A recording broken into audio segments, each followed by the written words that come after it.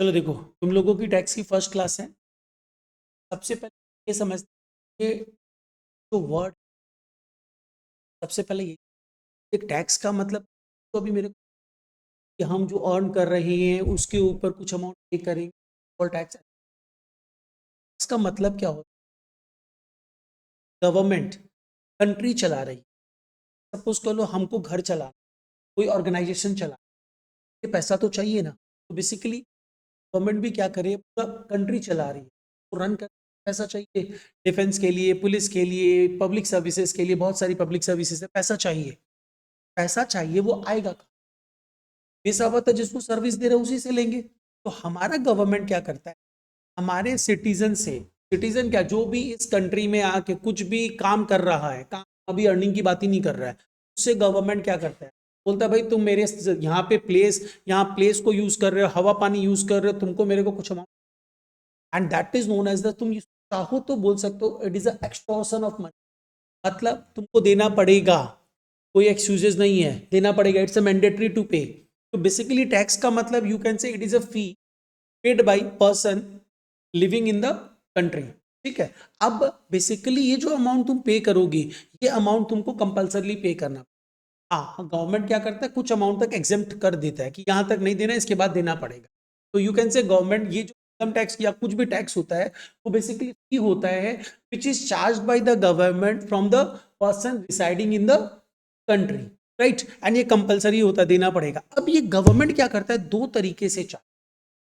One is known as the direct tax, other one is known as the direct. तो देख, यहाँ पे हम सबसे पहले एक बार आओ, नोट्स में तुम लोग को क्या लिख के दिया है, tax is an amount of money that you have to pay the government so that it can pay for public services. अभी कुछ लिखो मत, ठीक है? और एक चीज ध्यान रखना है, जो टैक्स सब्जेक्ट है ना, ये थ्योरी भी है, 100% थ्योरी है, 100% प्रैक्टिकल है। अगर तुम थ्योरी अच्छे से समझ रहे हो तो थ्योरी भी लिख पाएगा, प्रैक्टिकल भी कर पाएगा। आज के क्लास तो अपना इंट्रोडक्टरी होगा, तुम लोग का पहला नया सब्जेक्ट है।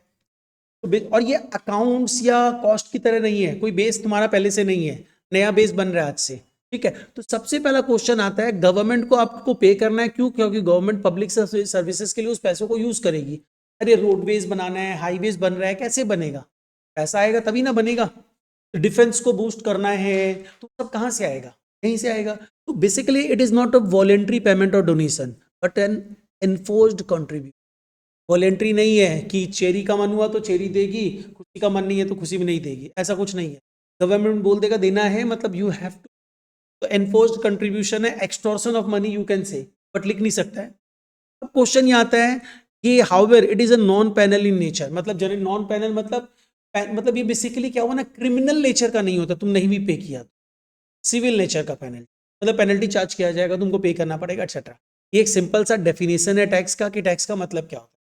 अब इसके बाद आते हैं, टैक्स लेवी क्यों किया जाता है? टैक्स जो होता है ना, जैसे हम लोग क्या करते हैं, फी के लिए बोलते हैं फी चार्ज किया जा रहा है, टैक्स के लिए बोलते हैं लेवी किया जाता है। लेवी किया जाता है तो बोला जाएगा आपको पे करना है। क्यों पे करना है? पूरे कंट्री में रह रहे हो, यहाँ की सर्विसेज यूज कर रहे हो, यू हैव टू पे। दैट इज द कंसेप्ट, और कुछ नहीं। तो कॉस्ट ऑफ लिविंग के लिए, किसी सोसाइटी में रहने के लिए तुमको देना पड़ेगा। ये सब बेसिकली क्या है ना, एकदम बेसिक थ्योरी डिस्कस कर रहा है, जो एग्जाम्स में कभी नहीं। ठीक है। देखो, अब सबसे पहले आओ, ये तो हम लोग नॉर्मली समझे कि टैक्स लेवी क्यों किया जा रहा है, ये सब थ्योरी तुमसे नहीं पूछा जाएगा। अब क्वेश्चन ये आते हैं, जो टैक्स जो होता है दो नेचर का होता है, one is direct tax, another one is indirect tax. Difference क्या होता है पता है? यहां तो हम थ्योरी दिया है, difference is mainly this. Direct tax और इनडायरेक्ट टैक्स में डिफरेंस क्या है? देख, डायरेक्ट टैक्स का मतलब क्या हुआ, डायरेक्ट टैक्स का इन सिंपल वर्ड मतलब होता है, जब, जैसे सपोज के लिए तुम क्या किया, मेरे से पढ़ने आया, पढ़ने आया तो फी पे कर रहा है। अब फी पे करने का तरीका क्या होता है? एक तरीका होता है तुम खुद अर्न करके पे कर रहे हैं, और दूसरा तरीका क्या होता है, तुम पेरेंट्स से लेके दे रहे हैं। तो दोनों में डिफरेंस क्या है? पेयर तुम है, एक पहला केस में क्या हो रहा है, तुम ही पेयर है, तुम ही बर्डन बियरर है। पे करने का बर्डन तेरा है, तुम पे कर रहा है, बर्डन तेरा नहीं है। ये कैसा हो सकता है? तुम पे कर रहा है, बर्डन भी तुम्हारा है, तो दो नेचर हुआ ना। तो अगर सपोज कर लो, आप अगर कुछ टैक्स पे करते हो गवर्नमेंट को, और बर्डन भी आप ही बियर करते हो, such kind of tax is known as the direct tax. और अगर आप पे करते हो लेकिन बर्डन आपका नहीं, आप किसी और से लेके देते हो, that kind of tax is known as the indirect tax. ठीक है। तो गवर्नमेंट ऑफ इंडिया अभी अपने इंडिया में जो चल रहा है ना, डायरेक्ट टैक्स में सिर्फ एक ही टैक्स चल रहा है, दैट इज इनकम टैक्स। और वैसे अभी तुम लोग जो ये टैक्स पढ़ रहे हैं ना, इसमें नॉर्मल चेंज नहीं, नॉर्मल चेंज तो हर साल होता है। फाइनेंस एक्ट बनता है, 1 फरवरी को बजट बनता है, उसके अकॉर्डिंगली पूरा मतलब पूरा टैक्स चेंज होता है। टैक्स हर साल चेंज, अब पूरा चेंज हो गया है।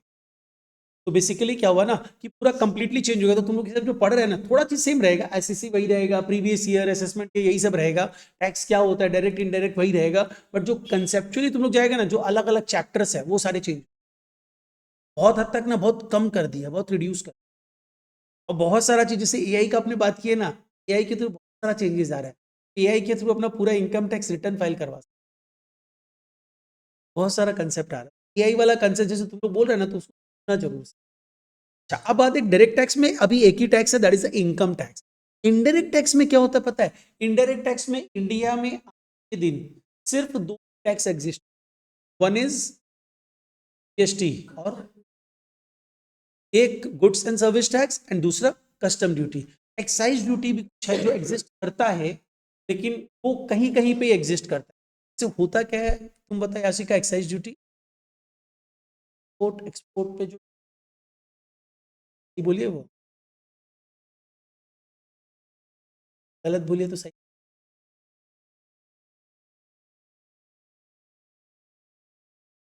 सही क्या है?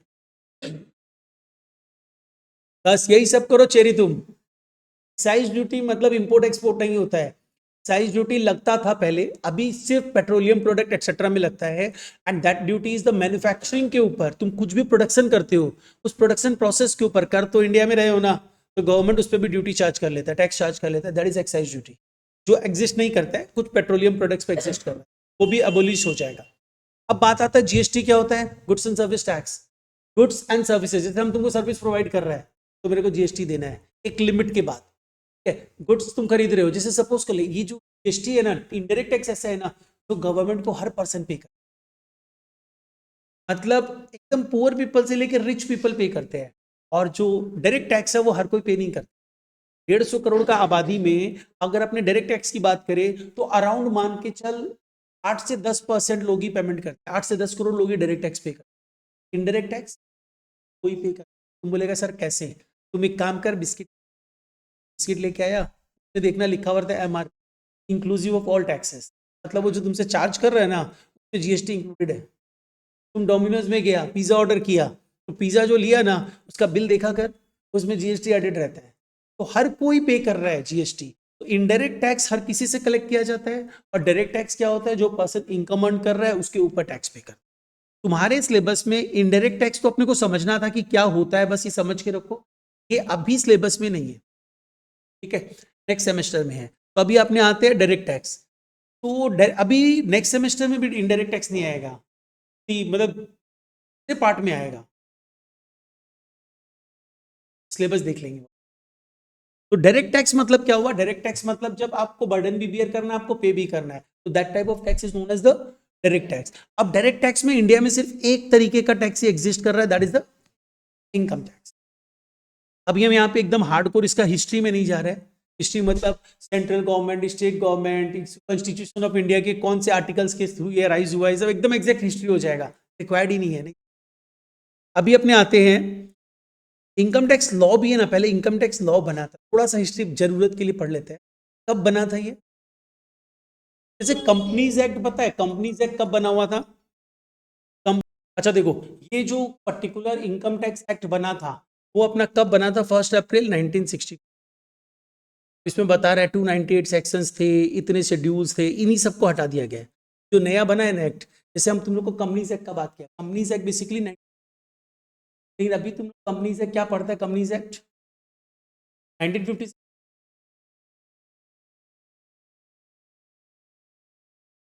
12th में इतना डांट खा खा के पढ़ा था तुम लोग।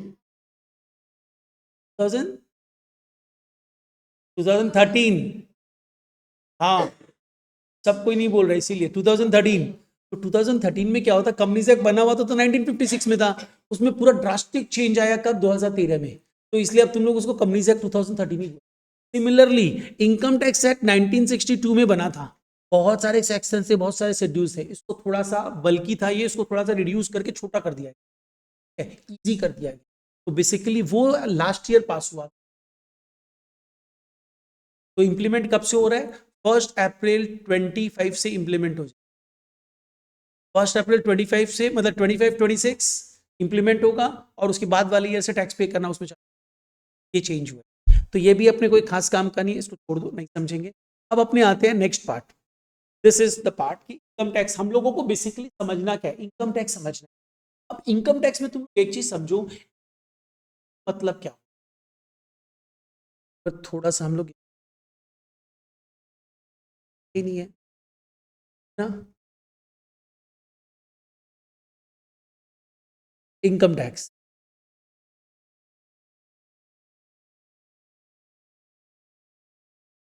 एक इनकम टैक्स का मतलब क्या पता है? इसको सिंपली तुम लोग, हम लोग डायरेक्ट टैक्स के बारे में बात करेंगे, इनडायरेक्ट टैक्स के बारे में बात ही नहीं करेंगे। इनकम टैक्स का मतलब क्या है पता है? इनकम टैक्स का इन सिंपल वर्ड अगर तुम मीनिंग में जाए तो इसको हम लोग क्या ऐसा बोल सकते हैं? टैक्स इनकम, बेसिक चीज ले रहे हैं, टैक्स होने इनकम के ऊपर टैक्स। तो क्वेश्चन कम्स टू, यहां पे मेरे को ये समझना होगा कि जो इनकम वर्ड यूज कर रहे हैं, इनकम, यहां पे इनकम का मतलब नॉर्मली अगर हम लोग नॉर्मल लैंग्वेज में, लेमन लैंग्वेज में बात करें तो हम लोग इनकम का मतलब क्या करते हैं? What ever we earn,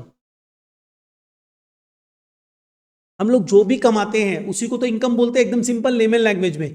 but income tax act बोलता ना, ऐसा नहीं है। Whatever you are earning is an income, सही बात है, ये बोलता है whatever you are earning is an income, लेकिन ये जरूरी नहीं है कि तुमको उसके ऊपर टैक्स पे करना पड़ेगा। तो तुमको यहाँ पे डिफरेंस समझना होगा रियल इनकम में और taxable income. Whatever you are earning is your real income, accounting income. But income tax बोलता है अकाउंटिंग इनकम पे थोड़ी टैक्स देना है, हम जो बोलेंगे उस इनकम पे टैक्स देना। तो अब ये यहाँ पे इनकम को अलग अलग तरीके से समझाता, बोलता देखो सबसे पहली बात तुम टैक्सेबल इनकम निकालना समझो। टैक्सेबल इनकम क्या होता है ये समझो। सपोज कर ले यासिका एक जगह जॉब करती और वहां से 1 लाख पर मंथ का सैलरी ड्रॉ कर, तो इसका सैलरी कितना है पूरे, टैक्स जो देना है तुमको पूरे ईयर का देना है, तो पूरे ईयर में ज्यादा बोल दिया, तो 1 लाख रुपया उसको जब मिलेगा तब देगी पार्टी, है ना? यासिका तुम लोग खुशी में इसको पार्टी दे रहे, तुम्हारा जॉब लग गया, तो अभी 1 लाख रुपया पर मंथ ये अर्न कर रही है, तो पूरे साल में कितना कमाएगी? 12 लाख। ये कमाई है, ये रियल इनकम है। अब क्या कि ये जो पैसा कमाती है ना, इसको थोड़ा इन्वेस्ट इधर उधर कर रही थी, तो इन्वेस्ट करने के चक्कर में भी ये शेयर मार्केट में इन्वेस्ट कर रही थी। सपोज कर ले पूरे ईयर में ये 6 लाख रुपया वो भी कमा ली, ठीक है, प्रॉफिट हुआ, मतलब कितना? 12 लाख प्लस 6 लाख, 18 लाख। अब 18 लाख उसके अलावा क्या हुआ ना, इसका एक हाउस प्रॉपर्टी था, में सपोज करें 3 तल्ले की बिल्डिंग है इसकी, तो इसमें क्या की, ये नीचे का ग्राउंड फ्लोर क्या की रेंट पे लगा दी। कुछ हो रही है ना, तब तो पार्टी दे ही दे तुम। तो उसमें इसको क्या हुआ, सपोज कर लो 6 लाख रुपए वहां से भी आ गया, तो 12 lakh plus 6 lakh plus 6 lakh total कितना हो गया? 24 लाख। 24 लाख रुपए ईयर का कमा लिया। क्वेश्चन ये आता है 24 लाख जो ईयर का कमाई, this is real income. Income tax department बोलता है इस पे टैक्स देना है। सपोज कर इसको टैक्स देने की बात आई, जब टैक्स देने का बात आया तो ये मेरे पास आई, बोली सर, तो सपोज कर एक सिंपल एक नॉर्मल सा रेट ले लेते हैं, नॉर्मल रेट है, इनकम टैक्स डिपार्टमेंट बोलता है 20% टैक्स देना पड़ता, अदरवाइज 20% नहीं है, स्लैब है, समझाने के लिए बता रहा है लेमन लैंग्वेज की। तो 24 लाख के ऊपर 20 मतलब कितना टैक्स देना पड़ गया? 4,80,000, 48,000 नहीं, 4,80,000 टैक्स आ गया। ये इतना देना ही नहीं चाहिए, बोले सर 4,80,000 तो टैक्स में दे देंगे, कैसे चलेगा? ये मेरे पास आई, बोली सर हम 4,80,000 टैक्स नहीं देना। आए बताइए ना कि कम टैक्स देना। बोला ठीक है एक काम कर ना, कुछ इन्वेस्टमेंट म्यूचुअल फंड में। सर क्या करे? तो ये हम बोले एक काम कर, तुम 2 लाख रुपया तो म्यूचुअल फंड में इन्वेस्ट, 2 लाख से तेरा इनकम, इनकम टैक्स डिपार्टमेंट उससे में मानेगा 24 लाख का इनकम नहीं है, कितने का मान लेगा? 22 लाख का। तो 22 लाख के ऊपर टैक्स 20% कैलकुलेट किए तो भी तो 4,40,000 आ गया। तो बोलते नहीं सर ये भी नहीं देना। एक काम कर, पीपीएफ में कुछ जमा कर दे। पीपीएफ क्या होता है पता है? Public provident fund. तो उसमें तुम जमा कर दे 3 लाख रुपया। बोले ठीक है सर, जाके वहां जमा कर दी, तो ये पैसा इसका खर्च नहीं हो रहा है। तो 4,80,000 इसको देना पड़ता है, गवर्नमेंट के पास चला जाता है, बस खत्म हो गया। और ये 3 लाख इसका खत्म नहीं हुआ, पीपीएफ में जाके जमा हुआ, इन्वेस्टमेंट है, ये वापस ले सकती है। 2 लाख रुपया जो ये क्या की म्यूचुअल फंड में की, वो भी वापस मिल जाएगा, बढ़ के ही वापस मिलेगा, पीपीएफ का पैसा भी बढ़ के वापस मिलेगा, तो इसमें उसको टेंशन नहीं है। फिर 5 लाख रुपया डाल दी और 5 लाख डालते इनकम टैक्स डिपार्टमेंट क्या बोलता है, अच्छा तुम्हारी इनकम दिख तो रही है 24 लाख, लेकिन हम 24 लाख नहीं मानेंगे, 19 लाख, 19 लाख। तो ये बोली सर 19 लाख के ऊपर भी तो मेरे को 20% टैक्स देना पड़ेगा, 3,80,000 बहुत ज्यादा, और कम करवाइए। तो हम बोले सर तुम ना कुछ मेडिक्लेम करवा ले, मेडिक्लेम मतलब कुछ खर्चा आ गया तो करा ले 50,000 रुपया का, 50,000 से और कम हो गया। तो अब इसकी इनकम कितनी हो गई, 18,50,000, और 18,50,000 का 20%, तो 3,70,000 का टैक्स देना है। कैसे 3 लाख बहुत बच गया। तो ये बचा ही ना, तो यहाँ पे रियल इनकम कितना था 24 लाख, और टैक्सेबल इनकम कितना था 1,50,000। This is the difference between the real income. हम लोग रियल इनकम मतलब अकाउंटिंग इनकम होती है, इनकम मतलब the income on which you have to pay the tax. तो रियल इनकम, ये whatever we earn is the real income, ये ध्यान रखना, whatever you are earning this is the real income, this is real income. ये अभी कुछ देर पहले खुशी बता भी रही थी, रियल इनकम, ये रियल इनकम है, but we need to pay the tax, we need पे टैक्स ऑन टैक्सेबल इनकम। तो हम लोगों को कैलकुलेट करना समझना पड़ेगा कि ये टैक्सेबल इनकम होती क्या है, ये चीज हम लोगों को समझना है। अब क्वेश्चन यहाँ था सर ठीक है ये तो समझ गए टैक्सेबल इनकम क्या होता है, इतना समझ में आया ना, what is real income, what is taxable income. तो यहाँ पे ध्यान रखना, तुमको टैक्स ऑलवेज टैक्सेबल इनकम पे देना है, रियल इनकम पे नहीं देना है। तो टैक्सेबल इनकम निकालना ही हम लोगों को समझना, वो कैसे निकलेगी क्या निकलेगी वो समझेंगे। उसके पहले अपने आते हैं, वापस से आओ, तुम लोग का जो नोट्स था पीडीएफ उसमें आते हैं। टैक्स ऑलवेज टैक्सेबल इनकम में देना पड़ेगा, और जो इनकम होती है पता है एज पर अकाउंटिंग, अकाउंट्स तुम लोग सबको ही किया हुआ है, अकाउंट्स में तुम लोग इनकम को कुछ अलग अलग डिवीजन में ग्रुप में डालता था, ग्रुप करता था। ग्रुप मतलब क्या होता है, देख CA students, BCom student, CS student, CMA students, this is the group.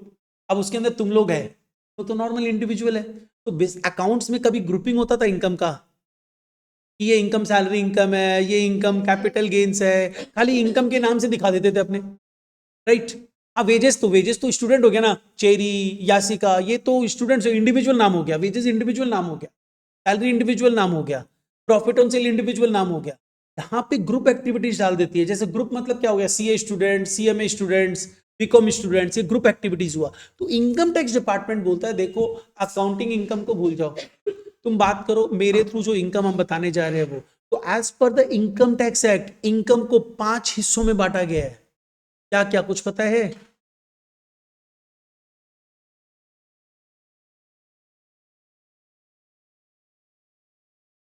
जैसे ये जो इनकम अर्न की थी, ये कौन कौन सा हेड्स में इनकम अर्न की थी?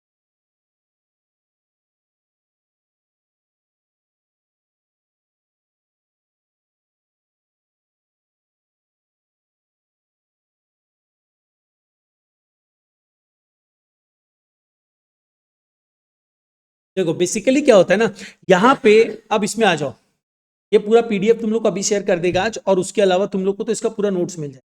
अभी देख सबसे पहले charge of income tax as per section 4 of the income tax act 1961 division किया गया है कि कैसे इनकम पे ऊपर टैक्स चार्ज किया। तो देख यहाँ पे हम तुम लोगों को क्या बताया, income tax is a tax levied on the, levied मतलब चार्ज किया जाता है किसके ऊपर, टोटल इनकम के ऊपर, एंड टोटल इनकम मतलब taxable income, not the real income, of the previous year of every person. अब तुम्हारे दिमाग में क्वेश्चन है प्रीवियस ईयर क्या?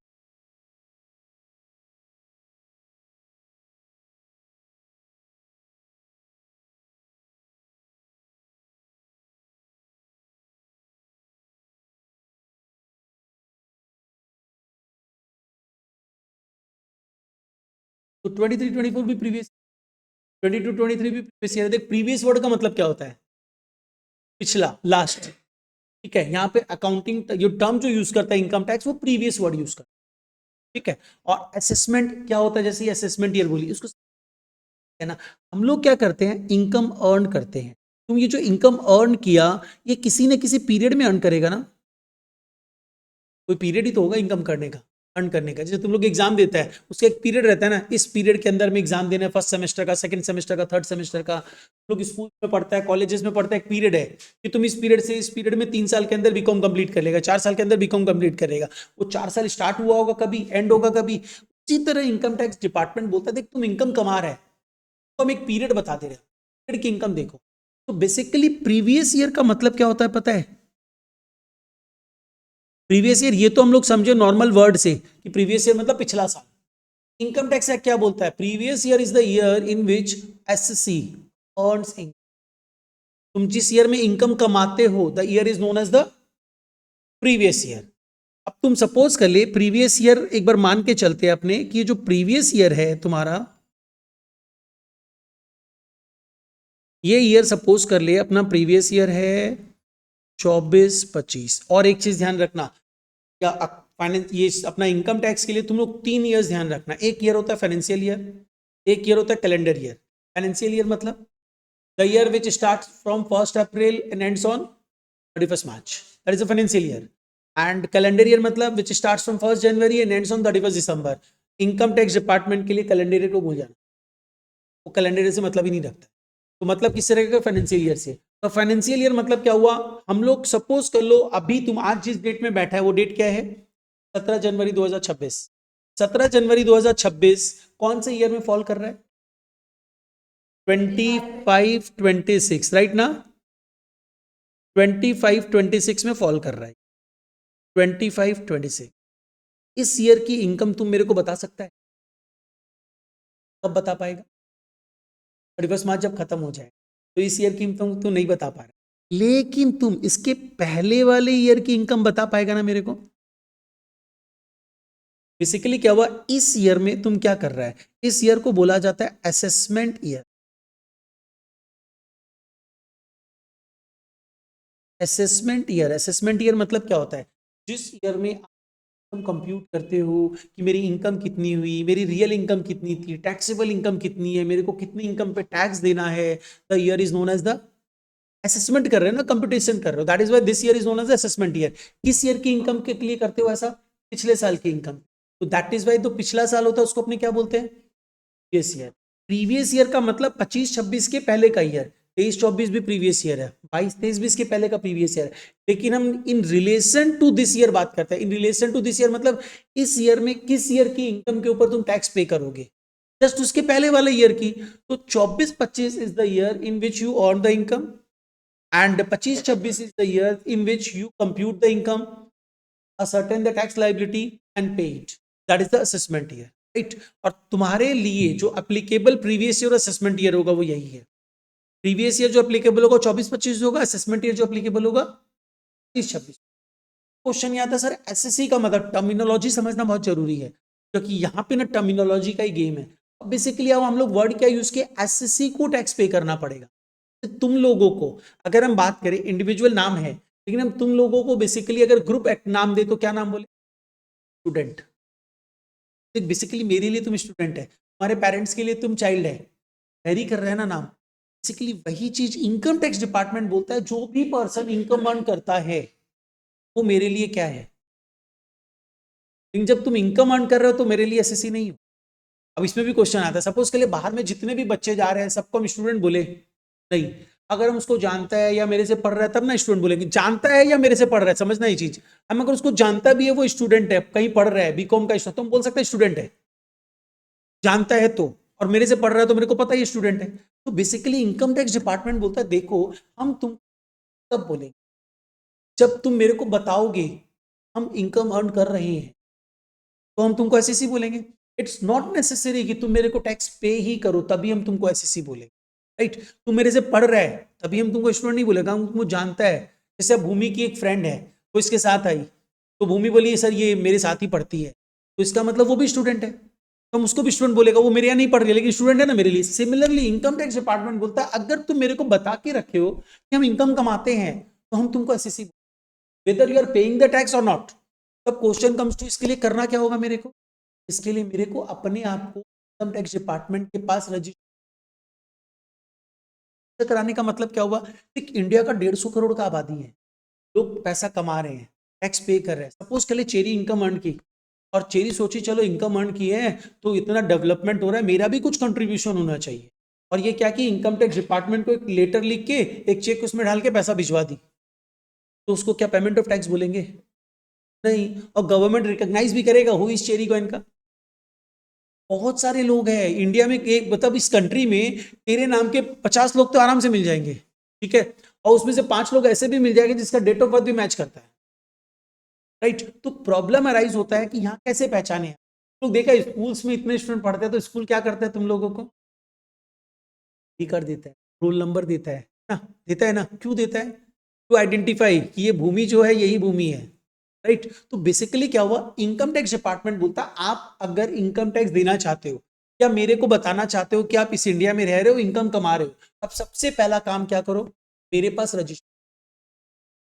रजिस्टर करवाओ। मतलब इनकम टैक्स डिपार्टमेंट को अपनी इंफॉर्मेशन दो कि आप इनकम अर्न कर रहे हैं, और इनकम अर्न कर रहे हो दैट डजंट मीन कि you have to pay the tax. अगर आपकी इनकम टैक्सेबल इनकम होगी then only you have to pay the tax, ठीक है। तो उसके लिए तुमको करना क्या पड़ेगा, जैसे ही तुम रजिस्ट्रेशन कराओगी, रजिस्ट्रेशन मतलब अपना डिटेल्स दोगे, सब चीज, एड्रेस, हम यहाँ रहते हैं, इनकम अर्न करते हैं, इनकम कितनी भी अर्न करिए, 1 रुपया भी अर्न करें हम इनकम अर्न करते हैं, तो अल्टीमेटली इन्फॉर्म करेंगे। तो इन्फॉर्म करने से क्या होगा, वो डिपार्टमेंट तुम्हारा पूरा चेक करेगा कि हाँ ये सही में चेरी गोयन का ही है ना, और डिटेल सारा सब सही है ना। तो उसके बाद बोलेगा ठीक है एवरीथिंग इज ओके, एंड हम आपको एक रोल नंबर अलॉट करें। That roll number is known as what, बता तुम।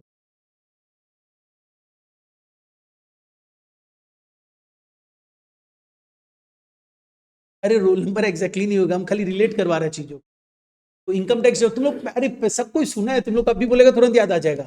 पैन कार्ड सुना है? तो पैन कार्ड का रोल नंबर हम बोला, वो रिलेट करवाया, वहां से रिलेट करवाया। तो इनकम टैक्स डिपार्टमेंट क्या करेगा, तुमको पैन कार्ड देगा। पैन कार्ड एक्चुअली पैन का फुल फॉर्म क्या होता है, परमानेंट अकाउंट नंबर। मतलब income tax department cherry Goenka को एक नंबर अलॉट कर दिया। अब जो भी कम्युनिकेशन चेरी को करना होगा वो नंबर कोट करके करेगी। एक और चेरी गोयनका के थी with same date of birth, सब चीज सेम, ठीक है। तो इन सच केस क्या हुआ, इनकम टैक्स डिपार्टमेंट उसको अलग नंबर अलॉट किया। तब अगर दूसरी चेरी गोयनका कुछ इन्फॉर्मेशन भेजती है उस नंबर को कोट करेगी, इनकम टैक्स डिपार्टमेंट समझ जाएगा वो ये नहीं है, दूसरी वाली चेरी। तो that is the permanent account number का मतलब क्या था, परमानेंटली दिया गया नंबर। मतलब अब तुम इस इंडिया में जब तक रहोगे, जिंदा जब तक रहोगे, तो तुम्हारा यही नंबर है, आइडेंटिफिकेशन मार्क है ये, कम्युनिकेट। अब क्वेश्चन ये आया, तुम इनकम कमा रहे हैं लेकिन तुम्हारा टैक्सेबल इनकम, ये लोग क्या करता है ना, एक लिमिट दे दिया है। एक बार एग्जांपल के लिए बताता है, नॉर्मली इंडिविजुअल्स के लिए 2.5 लाख तक का एग्जाम्पशन लिमिट है। 2.5 लाख तक का इनकम तुम कमा रहे हो पूरे साल में, तो तुमको टैक्स नहीं पे करना है, टैक्सेबल इनकम और द रियल इनकम। सपोज कर ले ये जो इनकम है, यासी का सपोज कर ले 8 लाख इनकम कमाई, लेकिन अल्टीमेटली क्या हुआ कि ये पूरा कुछ यहाँ डिपॉजिट डिपॉजिट कर करा के अल्टीमेटली वो 2 लाख की इनकम पे आ गई। टैक्सेबल इनकम 2 लाख है, रियल इनकम 8 लाख है, तो क्या इसको टैक्स पे करना है? नहीं, 2.5 लाख तक एग्जेम्प्टेड है। तो इसका मतलब क्या हुआ, ये कुछ टैक्स नहीं पे करेगी। लेकिन अगर सपोज करो इसकी इनकम 6 लाख होती तो टैक्सेबल इनकम, इसको पे करना पड़ता टैक्स, तब इसको कंपल्सरी पे करना पड़ता। अगर ये नहीं पे करती तो इसके ऊपर पैनल प्रोविजन, ठीक है। बेसिकली क्वेश्चन क्या आया, एससीसी मतलब क्या हुआ, the person who is with the income tax department and, तो वही तो बोला 2.5 लाख तक एग्जाम्पशन है, 2.5 लाख के ऊपर जाएगा तो टैक्सेबल है। तो तेरा इनकम अगर टैक्सेबल इनकम 6 लाख है, 6 लाख के ऊपर तुमको टैक्स पे करना है। बोल और कोई डाउट है तो पूछ। तो अपने क्या समझे यहाँ पे, एसएससी मतलब क्या हुआ, वो इंसान जो इनकम टैक्स डिपार्टमेंट के साथ रजिस्टर्ड रहता है और उसके बाद वैलिड पैन रहता है, परमानेंट अकाउंट नंबर ये रहता है, तो वो बेसिकली एससीसी कहलाएगा। एससीसी अगर इनकम अर्न करता है तो वो इनकम अर्न करता है तो अपनी इंफॉर्मेशन देता है इनकम टैक्स डिपार्टमेंट, और इंफॉर्मेशन जो दी जाती है उस एक्टिविटी को क्या बोला जाता है पता है, filing of return. Filing of return बोला जाता है, ये भी तुम लोगों के है सिलेबस का नेक्स्ट सेमेस्टर में। और फाइलिंग ऑफ रिटर्न जो बोला जाता है उसको रिटर्न ऑफ इनकम बोला जाता है। तुम जो इनकम सबमिट करोगे that is a return of income. Return, return मतलब बेसिकली एक डॉक्यूमेंट है जिसमें अपनी डिटेल्स दे रहे हो, तो इसको बोला था रिटर्न ऑफ इनकम। अब क्वेश्चन ये आता है कि एससीसी को समझ में आ गया, the one who is earning the income, लेकिन सिर्फ अर्निंग से नहीं होगा, रजिस्टर्ड होना चाहिए। अब तुम्हारी इनकम टैक्सेबल इनकम है तो तुम टैक्स भी पे करना, टैक्सेबल नहीं है तो टैक्स मत पे करना, ठीक है। तो अब टैक्स पे करोगे तो किस एक्टिविटीज के थ्रू करोगे, रिटर्न फाइल करोगे, अपनी इनकम का रिटर्न फाइल, ये कंसेप्ट है। अब क्वेश्चन ये आता है प्रीवियस ईयर मतलब तुम लोग क्या समझा, the year in which SSC earns the income. SSC, अब समझ गए ना एसएससी का मतलब। Assessment year is the year in which compute income, total income, compute tax liability and पे इट। ठीक है, तो ये तुम्हारे लिए एप्लीकेबल है 24-25, प्रीवियस ईयर 25-26 असेसमेंट ईयर। अब लेकिन एक चीज और ध्यान रखना, इनकम टैक्स डिपार्टमेंट बोलता है एसेस कुछ कोई भी हो सकता है, तो वो नेचुरल पर्सन भी हो सकता है, आर्टिफिशियल पर्सन भी हो सकता है। One who is earning the income is the assessee. अगर रजिस्टर मेरे पास करवा लिया तो, और नहीं करवाया रजिस्टर्ड, देख आज के दिन ना, पहले के अगर तुम 15 साल पहले चला जाए तो पकड़ना थोड़ा सा इम्पॉसिबल था। आज के दिन तो सब चीज लिंक्ड है, कुछ भी करेगा आधार कार्ड से लिंक्ड है, इससे लिंक्ड है, तो पता चल जाएगा। तुम सपोज कर ले ये यासिका सोच रही है कि हम इनकम तो कमा लिए, हम गवर्नमेंट को बताएंगे नहीं, टैक्स नहीं देंगे, ये नहीं बताएगी, लेकिन इसको जो बंदा सैलरी दे रहा है वो तो दिखाएगा ना, यासिका को 12 लाख का सैलरी दिए, वो दिखा, क्योंकि वो तो दिखाएगा ही, खर्चा है तो अपना इनकम टैक्स बचाना है तो वो दिखाएगा, तो वहां से मैच कर जाएगा। अच्छा ये दिखा रहा है यासिका गोयल को इतना पेमेंट किया, क्या यासिका गोयल की बुक्स में कमी नहीं आया है, कैसे? अब इसके पास एक नोटिस चला जाएगा, तो कॉज बोल, तुम अगर सपोज कर लिए माइनर रहता है ना, तो भी वो बहुत सारा चीजें वो अपने समझेंगे बाद में, जैसे क्वेश्चन बोली तुम बताते,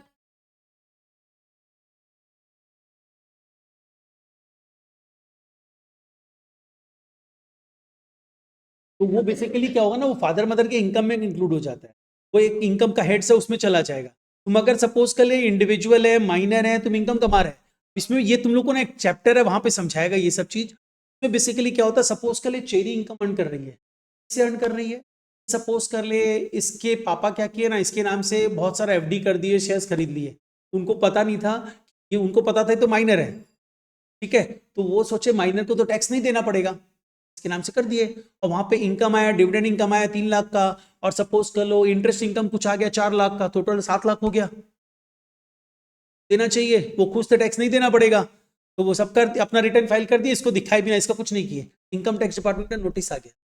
तो जो माइनर के नाम से आप इन्वेस्टमेंट किए हो, उस पर जो इनकम कमाए हो वो कहाँ गया, आप ही को टैक्स देना पड़ेगा, minor is not liable to pay the tax, तो आपको पे करना पड़ेगा, तो वहां पे इंक्लूड हो जाता है।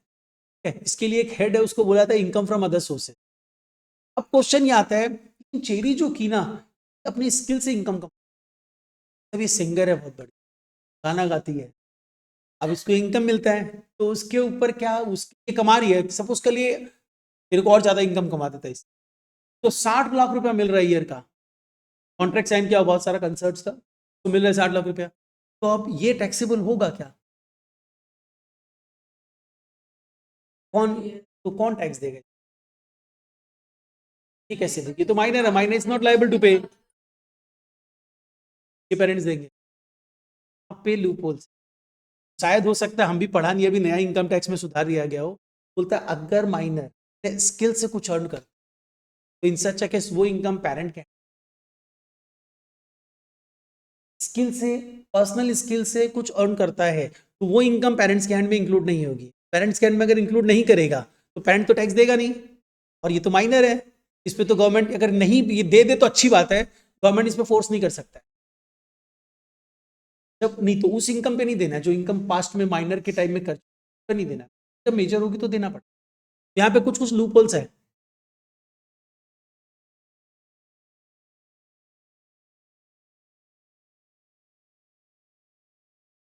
ये तो शो कर दो, सिंगर है कैसे शो करेगी, करो कोई दिक्कत नहीं, अरे नहीं एकदम, अगर तुम प्रॉपरली सारा डॉक्यूमेंटेशन दिखा देते तो गवर्नमेंट को, गवर्नमेंट तो बेसिकली क्या देख, लॉ जो होता है वो बेसिकली क्या होता है, उसको दिखाई नहीं देता है, तुम जो दिखाएगा वही उसको दिखाई देगा, तो अगर तुम प्रॉपरली दिखा देता है कि देखिए ऐसा ऐसा है, इसको तो जो इनकम अर्न किया है सिंगिंग से अर्न किया है, इसका पर्सनल स्किल है, नॉट टैक्सेबल, तो वो अभी तक नॉट टैक्सेबल है, अभी नया वाले पार्ट में ये सब चीज को शायद ठीक किया है, ठीक है, तो ये समझा क्या चीज हो रहा है, तो यहाँ पे माइनर वाला पार्ट क्लियर कर दिया। अब अपने आ जाते वापस से, हम लोग जो समझ रहे थे, हम लोग ये समझ रहे थे previous year assessment year SSC, इतना चीज समझे, रियल इनकम टैक्सेबल इनकम।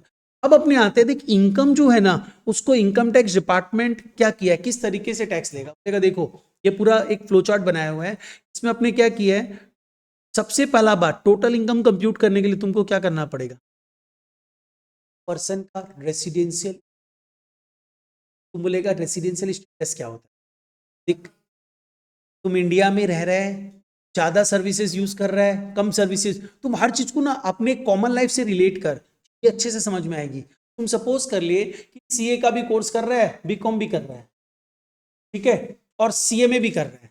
तो इन सच अ केस तुमको सीए इंस्टीट्यूट को भी फी देना पड़ रहा है, एमए को भी देना पड़ रहा है, बीकॉम के लिए भी देना पड़ रहा है, जगह देना पड़ रहा है, ज्यादा लग रहा है। क्यों ज्यादा लग रहा है?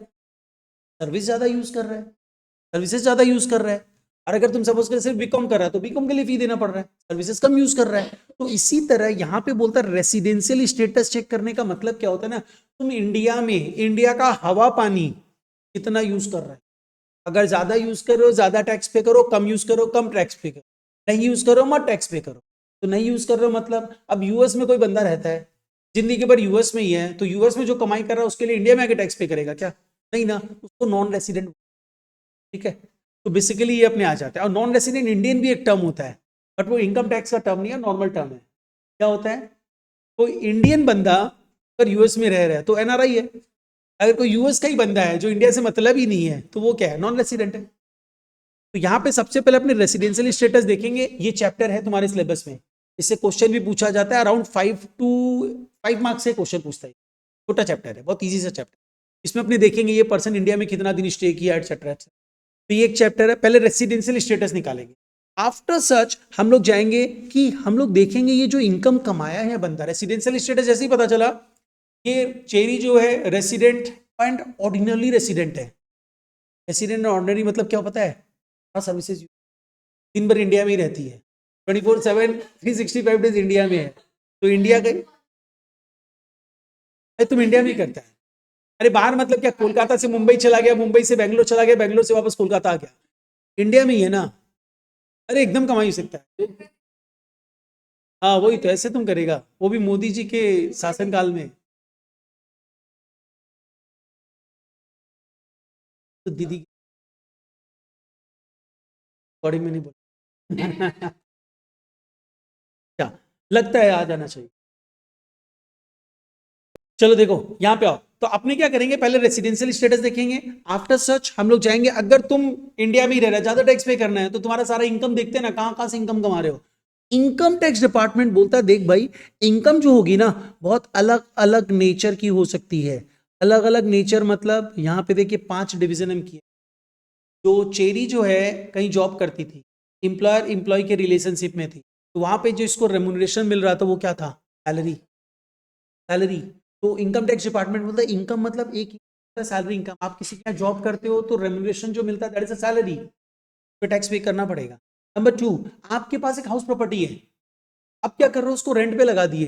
तो अब हाउस प्रॉपर्टी को भी तुम क्या कर सकता है, देख हाउस प्रॉपर्टी जो तुम बेच दिया सकता है, तो बेच दिया तो इन सच ए केस क्या हुआ, वो इनकम क्या इनकम फ्रॉम हाउस प्रॉपर्टी होगा? इन हो जाएगा। किसी भी एसेट्स को बेचते हो, यहाँ पे इनकम टैक्स डिपार्टमेंट कुछ एसेट्स का क्लैरिफिकेशन करके रखा है, वो अपने चैप्टर में पढ़ेंगे। तो वो लोग कैपिटल एसेट बोलता है, किसी भी कैपिटल एसेट को बेचोगे तो whatever you are earning, जो अर्निंग होगी, 10 लाख में खरीदा था 12 लाख में बेच दिया, 2 लाख का अर्निंग हुआ, तो that will be taxable as capital gain. तो अलग एक हेडिंग है कैपिटल गेन। अब इसके बाद आ जा, next part is, sir house property से हम बेचे नहीं है, रख के रखे हैं, लेकिन रेंट पे दे दिए, पैसा ले रहे हैं, तो क्या बोलेंगे? From house property. इसके बाद आ जा business and profession. Business and profession मतलब क्या हुआ, याशिका क्या की, इसका 3 बिल्डिंग्स है, तो एक बिल्डिंग में तो अपना रहती है, 2 बिल्डिंग्स क्या की, ये पीजी बना दी, उससे भी रेंटल इनकम आ रहा है, लेकिन नॉट द रेंटल इनकम, तो बिजनेस इनकम, ये बिजनेस एंड प्रोफेशन की तरह यूज कर, तो वो जो इनकम आ रहा है that will be termed as a business income. तो उसके लिए एक अलग हेडिंग बन गया, that is profit and gains of business और प्रॉफिट। ठीक है, अब अपने आ जाओ, अब क्या हुआ, सपोज कर लो ये बैंक में पैसा जमा कर रखे, वहां से इंटरेस्ट आ रहा है, शेयर्स खरीद ली, उसके ऊपर अल्टीमेटली क्या हो रहा है, इसको डिविडेंड मिल रहा है, तो ये सब कहां जाएगा? तो इसके लिए इनकम टैक्स डिपार्टमेंट ने 4 स्पेसिफिक हेड दे दिए। अब बाद बाकी जो भी होगा टैक्स तो देना पड़ेगा, तुम कमा रहे हो इनकम, तो वो किस हेड में ले लेंगे? तो basically income tax department income को 5 हिस्सों में बांटा है, salary, house property, capital gain, business and profession, other sources. ठीक है, तो अब अपने आते ये 5 हेड्स है, इसके अंदर टैक्सेबल होगा। अब एक चीज मेरे को बता, ये छोटा सा थ्योरी भी थ्योरी पूछता है इसमें। एक थ्योरी ये है, heads of income, sources of income, difference, और नाम का डिफरेंस नहीं,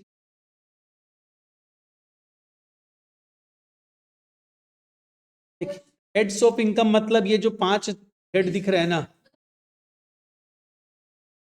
5 हेड में जाएगा वो सोर्सेस है, तो जो भी वो तो हेड्स ही है ना, इसको हेड्स बोला जाता है। हेड्स मतलब एक ठो मतलब कमरा रूम हो गया, उसके अंदर जाएगा, ये हेड है, ठीक है, इसको हेड्स बोला जाता है। तो हेड्स 5। देख यहाँ पे बेसिकली देखो इनकम टैक्स डिपार्टमेंट क्या बोलता है, जैसे इलीगल बात बोली, इनकम टैक्स डिपार्टमेंट क्या बोलता है समझ, इनकम टैक्स डिपार्टमेंट बोलता है देखो भाई, वो भी इनकम कमा रहे हो, तो वो लीगल है या इलीगल है, मेरे को बताओ, उस पर टैक्स दो। हाँ हाँ, एकदम एकदम, वो बोलता है भाई लीगल इलीगल है, टैक्स पे करो। बट अब प्रॉब्लम क्या आएगा ना, सपोज कर ले चेरी इलीगल इनकम कमा रही है, अब चेरी क्या की इमोशनल उसमें आ गई। सपोज कर लो जो हमारी सीताराम ताई है वो आके बोलती है देखो जो भी आप लोग इनकम में कमा रहे हो इंडिया में, इंडिया के डेवलपमेंट में तो यूज होना चाहिए, चाहे आप इलीगल या लीगल जो भी तरीके से कमाओ, इन्फॉर्मेशन दो हमें और टैक्स पे करो। तो ये बोली हाँ ठीक है, हम इलीगल तरीके से इतना इनकम करोड़ों में कमा रहे हैं, गवर्नमेंट को दे देते हैं। 1 लाख रुपया 2 लाख रुपया ये सपोज के लिए 500 करोड़ कमा रही है, तो बोली 10 करोड़ तो दे ही सकते हैं, ठीक है, तो ये दे दी, सारा इंफॉर्मेशन सब करके सबमिट कर दी, टैक्स भी पे कर दी। और फिर दूसरे दिन पुलिस आ गया, डेट क्या पड़ा, पहले तो आके पुलिस उठा लिया इसको, बोले इलीगल इनकम बोल के दिखाई है, एकदम दिखाई और प्रॉपरली इलीगल इनकम, बस ठीक है। तो ताई तो कुछ नहीं बोली, ले ली पैसा। अब अमित शाह जी पहुंचा दिए पुलिस को कि चलिए आइए थोड़ा बातचीत करते हैं आपसे। बेसिकली इनकम टैक्स डिपार्टमेंट कुछ नहीं बोलता, बोलता है इनकम कुछ भी कमा रहे हो बताओ मेरे को, टैक्स दे दो, और बाद बाकी पार्ट तो दूसरा देखेगा। अब क्वेश्चन ये आता है कि यहाँ पे देख हेड्स एंड सोर्सेज में क्या डिफरेंस होता है। हेड्स ऑफ इनकम मतलब होता है ये 5 ही हेड हो, heads of income are limited to 5 heads, not more than that. But sources मतलब क्या हुआ, कहाँ से पैसा आ रहा है, sources can be unlimited. Suppose कर ले ये जो यासिका जॉब कर रही थी, 3 कंपनी में जॉब कर रही थी, एक ऑनलाइन करती थी, 2 ऑफलाइन था, एक सपोज के लिए 10 बजे से सुबह 12 बजे तक करती थी, और दूसरा 1 बजे से लेकर 6 बजे तक। नहीं अकाउंटिंग का काम था पूरा, लेकिन अलग अलग स्पेशलाइज। अरे भाई स्पेशलाइज नेचर है इसका, एकदम स्पेशलाइज्ड है, तो फ्रीलांसिंग। ठीक है, बेसिकली क्या हुआ ना, तो ये जो अल्टीमेटली इसका इनकम जो होगा किस हेड में जाएगा, सैलरी। अरे जॉब है, एम्प्लॉयर एम्प्लॉय के रिलेशनशिप में कमा रही है, सैलरी हेड में जाएगा। Heads of income is 1, but sources are 3 sources है, 3 जगह सोर्सेज, मतलब कहाँ कहाँ से पैसा आ रहा है, नंबर्स कहाँ से आ रहा है, दैट आर सोर्सेज, उसको परेशान मत करो। इसका ज्यादा इनकम है, 500 करोड़ कमा रही है, तेरा 20-25 लाख में नजर डाल रही है। तुम बताए, तुमको इसीलिए हम वार्न कर दिए, बताना मत। हाँ 500 करोड़ कमा रहे, कुछ नहीं हो, 40 लाख में उसमें जा रही है, 24 लाख, 40, देखो इसमें भी प्रॉब्लम हो गया। अच्छा तो ये 5 हेड्स है, इसमें इनकम कंप्यूट करना होगा, हेड्स मतलब 5 ही होंगे, सोर्सेस कैन बी अनलिमिटेड। अब क्वेश्चन यहाँ आता है, देख यहाँ पे अपने इनकम जब कंप्यूट करेंगे ना, इन पांचों सोर्सेस को क्लब करेंगे। जैसे इसका इनकम क्या था, सैलरी इनकम था, हाउस प्रॉपर्टी इनकम था, कैपिटल गेन इनकम था, तीनों को प्लस किए, and that is known as the gross total income. तो उसको हम लोग क्या करेंगे, ग्रॉस टोटल इनकम बोलेंगे। ग्रॉस टोटल इनकम में वो रियल इनकम होगा। अब हम लोग क्या करेंगे उसमें, तो हम लोग बोले ना इन्वेस्टमेंट कर दे म्यूचुअल फंड में, पीपीएफ कर ले, ये कर ले, वो कर ले, बस ये कि सारा इनकम कम होता गया, कम होता गया, कम होता गया, और अल्टीमेटली इनकम आ गया 6 लाख। तो 6 lakh is the taxable income, या टोटल इनकम बोलते हैं उसको। तो उसके ऊपर तुमको टैक्स पे करना, कैसे पे करना होगा, उसका अलग से रेट्स दिया हुआ है, उसको फॉलो। तो टैक्स पे करेगा वो कौन होगा, एसएससी हो। एसएससी जो होगा, एसएससी क्या नेचुरल पर्सन ही हो सकता, लाइक अस, डिफिसिट भी हो सकता है। अब क्या रिलायंस इंडस्ट्री टैक्स नहीं पे करेगा, मुकेश अंबानी रिलायंस इंडस्ट्री का नाम खोल के बिजनेस कर रहा है, पैसा कमा रहा है, और इनकम टैक्स डिपार्टमेंट बोले तो हम तो रिलायंस इंडस्ट्री पैसा कमा रहा है, हम थोड़ी कमा रहे हैं। तो इनकम टैक्स डिपार्टमेंट बोलता है बेसिकली इंडिविजुअल भी हो सकता है, एचयूएफ भी हो सकता है, कंपनी भी हो सकता है, पार्टनरशिप फर्म भी हो सकता है, the one who is earning the income whether it's a natural और मतलब आर्टिफिशियल पर्सन करना हो, ठीक है। तो ये कंसेप्ट है। तो यहां तक अपने आए, देख ग्रॉस टोटल इनकम, इसमें डिडक्शन अप्लाई किए, उसके बाद क्या आ गया, टोटल इनकम आ गया। इस टोटल इनकम को टैक्सेबल इनकम बोलते हैं, इसी के ऊपर टैक्स पे। लोगों का जो अभी सेमेस्टर का सिलेबस है उसमें तुम लोगों को टैक्स का, तुम लोग सिर्फ टैक्सेबल इनकम तक, शायद डिडक्शंस भी नहीं है तुम लोग है क्या, डिडक्शन है ठीक है, बस टैक्सेबल इनकम तक निकाल के छोड़ देना, क्या आगे नहीं जाना। अब यहाँ पे वही चीज हम जो बोला ना, पर्सन, पर्सन मतलब क्या हो सकता है, कोई भी पर्सन जो इनकम अर्न कर रहा है, बहुत कोई हो सकते हैं, तो इस सब जगह नाम दिया है, कंपनी हो सकता है, एचयूएफ हो सकता है, इंडिविजुअल हो सकता है, फर्म हो सकता है, एओपी या बीओआई हो सकता है। अब हम लोग खुशी से पूछेंगे एओपी और बीओआई का मतलब क्या होता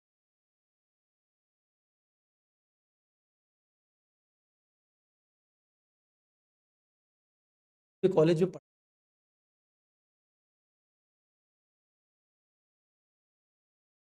पहले ये सब।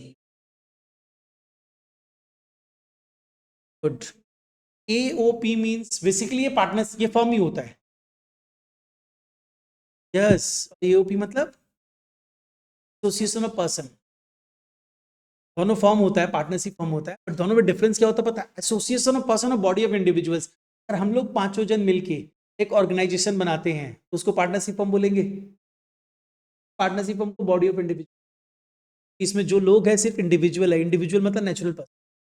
एसोसिएशन ऑफ पर्सन मतलब क्या हुआ, सपोज कर ले कि हम लोग, तुम लोग चार जन और मेरा कंपनी जो राजेश नांगेले क्लासेस, हम एज अ राजेश नांगेले यानी राजेश नांगेले क्लासेस तुम लोग के साथ पार्टनरशिप। तो इन सच केस क्या हुआ, this is the combination of natural as well as artificial person, तो this is known as the association of. ठीक है, अभी हम लोग ये सब में नहीं जा रहे, इंडिविजुअल क्या है, एचयूएफ क्या है, ये सब बाद में समझेंगे।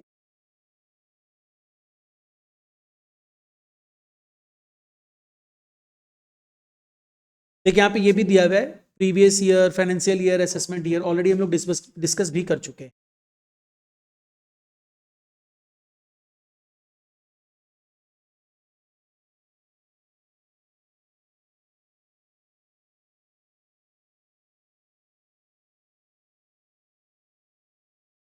वो तुम लोग को टैक्स रेट बता, वैसे टैक्स लाइबिलिटी निकालना तुम लोग के इस टर्म में नहीं है, मतलब इस सेमेस्टर में नहीं है। बेसिकली टैक्स रेट क्या है ना, देख इस तरह दिया हुआ है।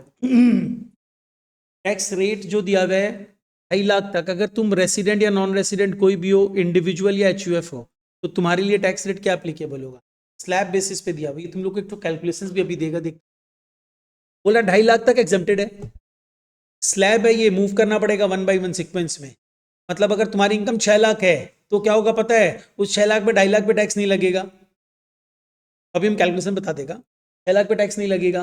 नेक्स्ट कितना है, नेक्स्ट 2.5 लाख, नेक्स्ट 2.5 लाख पे 5% टैक्स लगेगा, लेकिन तुम्हारी इनकम तो 6 लाख है, तो तीसरे स्लैब में चला जाएगा, तो उसके ऊपर 20% टैक्स लगेगा। इस तरह कैलकुलेट करना पड़ेगा।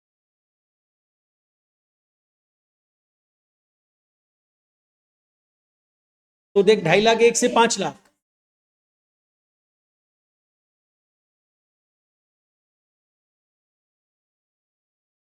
कैलकुलेशन अलग अलग स्लैब्स पे होता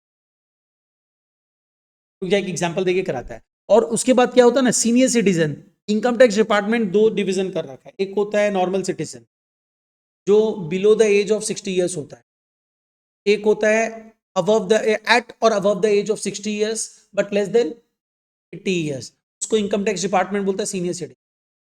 और एक को बोलता है super senior. Super senior citizen मतलब 80 साल या उससे ज्यादा की एज, सुपर सीनियर। तो इसमें लोग क्या किया ना, खाली लिमिट सेम रखा है सारा, बट बेसिक एग्जाम्पशन लिमिट बढ़ा दिया। बोले तुम नॉर्मल हो तो 2.5 लाख तक का एग्जाम्पशन है, तुम अगर सीनियर सिटीजन हो चलो 50,000 का और एग्जाम्पशन ले लो, 3 लाख तक का एग्जाम्पशन है। लेकिन आगे का स्लैब सेम रखा है, उसी हिसाब से एडजस्ट किया है। 3 लाख लिया तो 3 लाख एक से 5 लाख पे रुक गया, और में 2.5 लाख एक से 5 लाख था। और सुपर सीनियर सिटीजन हो तो तुमको 5 लाख तक का एग्जाम्पशन देते हैं, 5 लाख तक कुछ टैक्स नहीं देना है, तो 5 लाख एक से 10 लाख 20% देना है, 20 लाख से ऊपर 30%। ये इंडिविजुअल्स के लिए रेट है, एचयूएफ के लिए रेट है, पार्टनरशिप फर्म का अलग रेट होता है, कंपनी का अलग रेट होता है, वो तुम लोग को पढ़ना ही नहीं है। अब एक छोटा सा एग्जाम्पल लेते हैं, उसको तुम लोग देखो तो सॉल्व करके, ये एग्जाम में नहीं पूछेगा ये, लेकिन ठीक हम लोग नॉर्मल कैलकुलेशंस कर लेते हैं।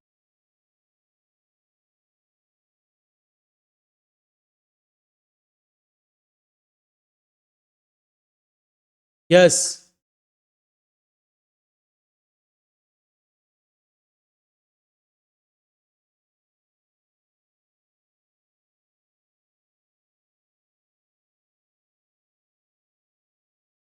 नेक्स्ट क्लास हम लोग स्पेसिफिकली चैप्टर में मूव कर जाएंगे। स्पेसिफिक चैप्टर मतलब क्या होगा, रेसिडेंशियल स्टेट में 81 cons taxable income of rupees 4,80,000। during previous year 24-25. Compute a tax liability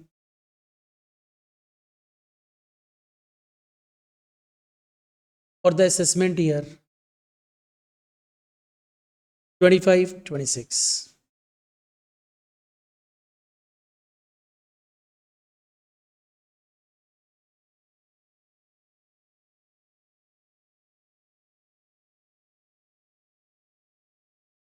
सबसे पहले ये फाइंड आउट करो, 82 का इनकम जो अर्न की है वो टैक्सेबल है क्या? 2.5 लाख से ज़्यादा है, टैक्सेबल है, तो इसकी टैक्स लाइबिलिटी कंप्यूट करते हैं। 24,000 आ रहा है क्या?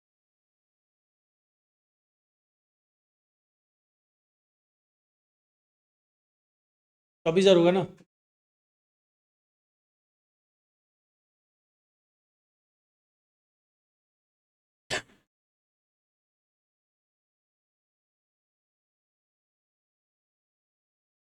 देखो, सबसे पहले अपने आते हैं, हमको पता टैक्सेबल इनकम कितनी है, 4,80,000 है, तो हम टैक्स लाइबिलिटी निकाल रहे हैं। इसमें एक थोड़ा सा कंसेप्ट तुम लोग को दे देता है, और तुम लोग ना ये टैक्स, इनकम टैक्स ना एकदम पूरा इंटायरली नया सब्जेक्ट, और ये प्रैक्टिकली भी अप्लाई होता है, इसको अच्छे से समझना। तो तुम लोग का नेक्स्ट सेमेस्टर जब तुम लोग समझेगा ना, जिसमें और फर्दर टैक्स आएगा, तो रिटर्न फाइलिंग भी बता देगा। तो क्या कर सकते हैं ना, अपने आप अपना रिटर्न फाइल कर, पेरेंट्स का रिटर्न फाइल कर सकते हैं, अगर अच्छे से समझेगा तो। अच्छे से एग्जाम, हाँ, बोला कि वही देखते हैं ये लोग, इसीलिए तो हम बोला कि इसीलिए कैलकुलेट करके गलती की हो तुम लोग। देखो, सबसे पहले और टैक्स लाइबिलिटी निकालने के लिए हम लोग सबसे पहले देखेंगे इनकम, देन देखेंगे किस रेट पे अप्लाई हो रहा है, क्या टैक्स आ रहा है। देखो ध्यान दो, तुमको टोटल इनकम जो लेनी है कितनी लेनी है, 4,80,000। इसमें 2.5 लाख तक तो एग्जेम्प्टेड है, कोई रेट एप्लीकेबल नहीं है। अब 2.5 लाख के बाद नेक्स्ट स्लैब में चला जाओ, नेक्स्ट स्लैब क्या था, 2.5 लाख एक से 5 लाख, हम 5 लाख तक गए ही नहीं, तो इसका मतलब कितना लिख दे, 2,30,000। इसके ऊपर 5% एप्लीकेबल होगा, विच इज 11,500। तो हम लोगों ने टोटल किया 11,500। समझ रहे हो? तो थोड़ा सा और एक चीज समझो, सिर्फ इतने अमाउंट जो ये तुम लोग निकाला ना, वो अमाउंट टैक्स नहीं, इसमें थोड़ा सा फर्दर मूवमेंट कर। फर्दर मूवमेंट क्या होता है इसमें, अब इनकम टैक्स डिपार्टमेंट एक रिबेट देता है। रिबेट का मतलब याद है क्या होता है अकाउंट्स में? रिबेट का मतलब होता है डिस्काउंट, ये डिस्काउंट दे रहा है टैक्स में, तो रिबेट होता है अंडर सेक्शन। और ध्यान रखना, टैक्स में ना, जैसे अकाउंट्स के बुक्स में पेज नंबर होता है ना, यहाँ पे पेज नंबर नहीं होता है, क्या होता है, सेक्शंस होते हैं बहुत सारे, 24, 25, 28। तो यहाँ पे रिबेट मिलता है अंडर सेक्शन 87A में। तो रिबेट क्या होता है, देख यहाँ पे ये ना जस्ट नॉलेज के लिए बता रहा है, वो टैक्स लाइबिलिटी कंप्यूट ही नहीं करना है, पर तुम अगर कर रहे हैं ना तो तेरे को समझ में आएगा, अच्छा रिबेट बोल के कुछ होता है जो 87A में मिलता है। ठीक है, तो रिबेट क्या होता है पता है, अगर तुम्हारा टोटल टैक्सेबल इनकम 5 लाख तक है,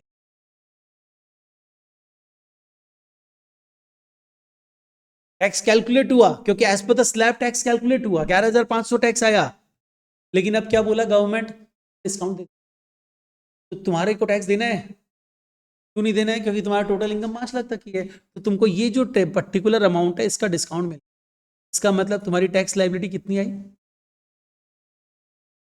ये सब समझेंगे अपने, इसमें कंसेप्ट भी है कि रिबे ये क्या होता है रिबेट, लेकिन अभी नहीं समझ, अभी जस्ट बस समझा रहा है ऐसा हो रहा है। ठीक है, अब एक छोटा सा एग्जाम्पल और लेते हैं, हो गया ना ये पार्ट? चलो नेक्स्ट आओ, एक और एग्जाम्पल है, टैक्सेबल इनकम सपोज कर लिया, अब डायरेक्टली अपने नाम उम नहीं लिख रहे, टैक्सेबल इनकम सपोज कर लो हमारी है ₹8,40,000। कैलकुलेट टैक्स पे, ट्राई करो एक बार। इसमें रिबेट नहीं मिलेगा, रिबेट तो 5 लाख तक का टैक्सेबल इनकम भी मिलता है, उससे ज्यादा का इनकम हो गया नो रिबेट।